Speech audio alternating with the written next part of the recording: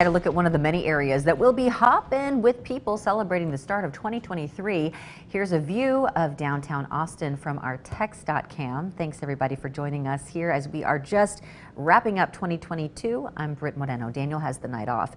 APD's fresh crop of cadets will be on duty training with officers this weekend, and that means more officers to keep an eye on things. KXAN's Brianna Hollis has more from the people in charge of keeping you safe.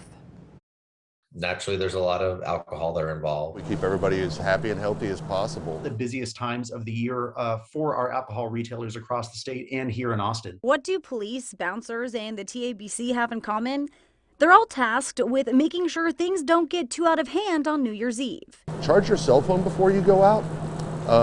Make sure you have a hearty meal before you go out. Lux Blue has worked as a bouncer in Austin for 25 years. Try to keep everything upbeat. He loves his job and he takes his security responsibility seriously. We check IDs to make sure that nobody underage is getting in. We spend a little bit of time with each customer trying to gauge if they're intoxicated or not. And beyond that, we're just trying to make sure that the environment stays happy. I think a lot of people know what someone who's underage looks like, but that can certainly vary.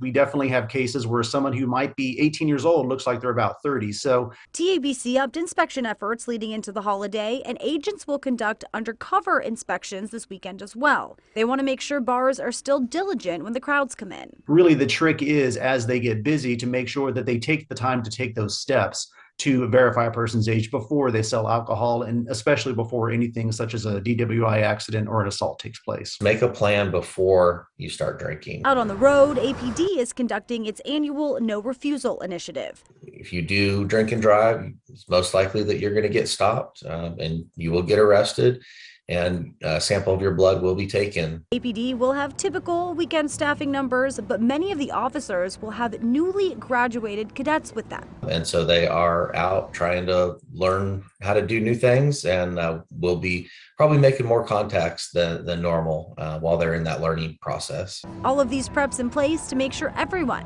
can safely make it to 2023. Brianna Hollis, KXAN News. Any businesses or events that break TABC rules can get fined or potentially lose their liquor license.